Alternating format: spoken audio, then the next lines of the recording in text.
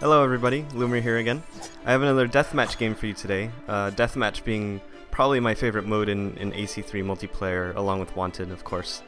So I'm playing as the Huntsman, who is also one of my favorite characters, especially ever since I got his triple claw weapon unlocked. It was probably the first thing I bought when I reached level 50. I love it, it's just so ridiculous. So I did hit level 50 a few days ago. I'm playing Deathmatch on Fort Wolcott. So this is actually a really nice Deathmatch map. I really like it a lot. I always kind of really enjoyed the Deathmatch maps that were kind of small and then always had this kind of like blend group in kind of a central location where everybody kind of seems to kind of gravitate towards, and then there's just lots of mass murder that goes on. So for my ability sets, I'm using one that has smoke, disguise, and knives on it.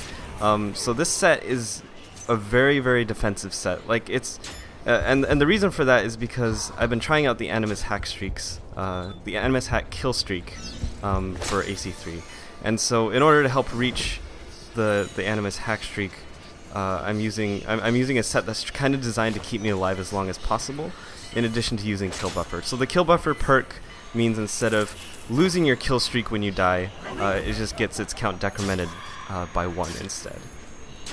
And so, what are the Animus Hack streaks? So for those of you who maybe didn't play Revelations or kind of wondering, Animus Hack streaks were in the last game, but they're different in Assassin's Creed 3.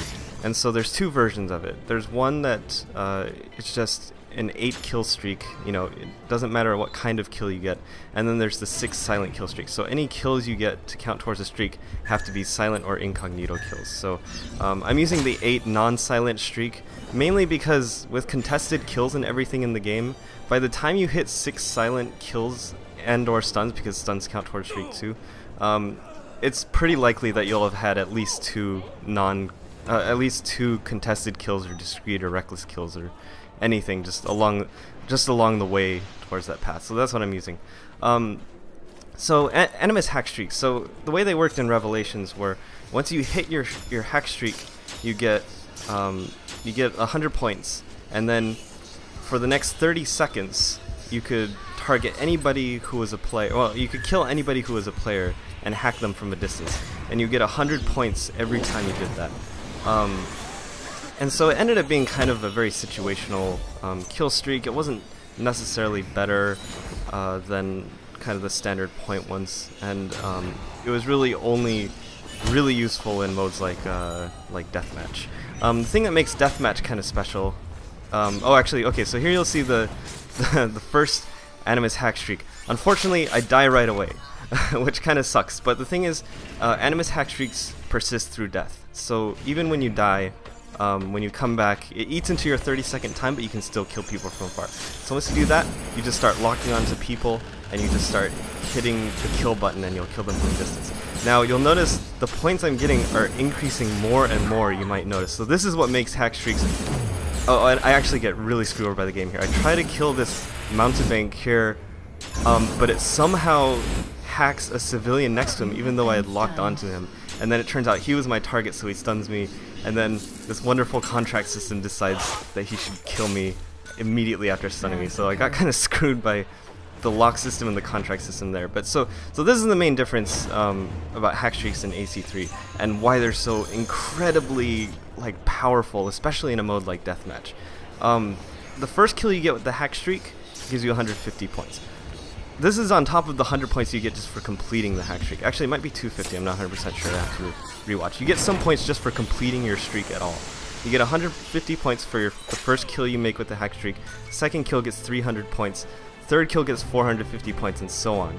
And so it just kind of builds up, and your score kind of undergoes this kind of quadratic growth, like as you hack more and more people, to the point where it just gets ridiculous. Like if you get a hack streak, it's in Deathmatch, it's not uncommon to get somewhere along the lines of like 2,000 or 3,000 points per streak, which is way more than any than any of the other streaks. It's crazy.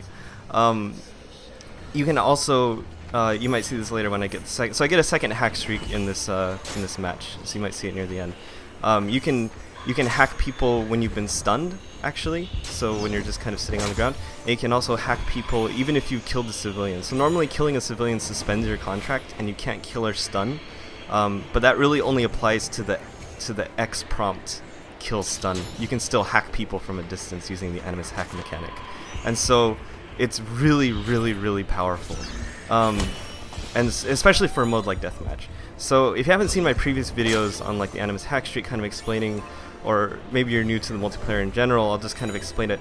Deathmatch is kind of special for Animus Hack streaks. I think it probably has the most potential, like for points. It's probably the most useful in Deathmatch, I think.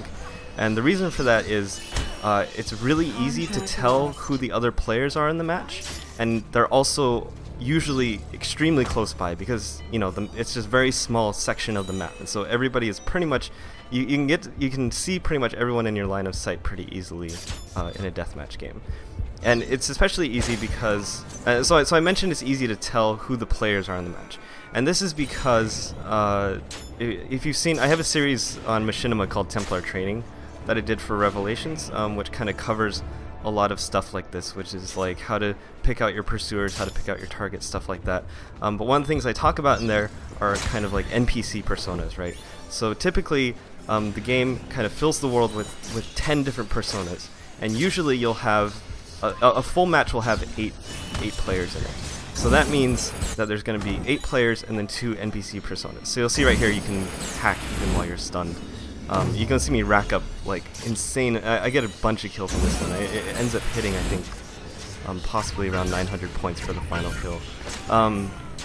Basically, so it fills the world with these 10 personas. There are 8 players. So in Deathmatch, since there's no copies of those players normally, all you have to do is kind of look out for who the 2 NPC personas are, and then hack anybody else who's not those personas. So in this match, you just look for the personas that have tons of copies. So in this case, you can see there's tons of pioneers around the match. So she's one of the NPC personas, and the other one, I believe, is the bear.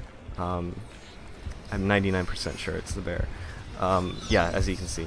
And by the way, the bear and the Silent Shadow are way too similar. I'm just gonna note. You'll also notice, like, when you pop a disguise, it turns into an NPC persona as well. So it's like these are all just kind of like good things to keep in mind, especially for something like Deathmatch. So it makes it really easy to hack other people because all you have to do is say, all I have to do when I activate my hack is say, is that person a bear or a pioneer? If the answer is no, then you just hack them, and it's really easy to just get a ton of points to that. And so that's why Animus hacks are insane for Deathmatch. As you can see, I already have a crap load of points, and I actually almost get a 3rd hack streak near the end of this match. I was hitting X there. I don't know why the prompt didn't even show up. So, you know, I end up in this match with like 15k, a large part because of the Animus hack. Probably around like maybe 4,000 points were due to the Animus hack streaks. I think it's absolutely possible to get something along the lines of like 20k, possibly even 25k for like a super ideal match, I would think. It's just crazy. So anyway, that's how Animus hack streaks are different in AC3 than Revelations. They're kind of ridiculous. I don't really know how I feel about it, because they're so much better than every other hack streak. I'm sorry, than every other kill streak. The only thing that kind of the only reason I don't feel super bad about it is that they're a little difficult to get. I can usually I played a few matches with the hack streak recently. It's not too hard to get one hack streak. It's difficult to get. It's kind of rare to get more than one per match. So I don't know. I think they should probably tone it down just a bit, because it's a little insane right now, and there's not much incentive to use any of the other ones. But like I said, the only thing that makes it a little difficult is that it takes, you know, 6 silent kills / stuns, or 8 silent, or 8 non-silent ones in order to get it. I don't know. We'll see how it ends up being. I think it's going to be very different once you know, this is still very early in the game's life cycle, and so as time goes on, I think, you know, a few months from now, if they don't change anything about it, it's just everybody in Deathmatch is going to be using the hack streak, because you're just going to be at such a disadvantage if you don't. And I'm a little worried about how that's going to turn out. Maybe it'll be fun, but if everybody's just always hacking everyone else, then it might be a little silly. So I don't know. We'll see how it turns out. Otherwise, I've been enjoying the game a lot. you know, even the kind of one of the main things is the removal of the stun prompt. I've had my fair share of mishaps due to that. You might have even seen some in this match where I've tried to, well, that was just dumb, but but you may have seen times where I've tried to go and stun someone and then I end up like killing a civilian instead.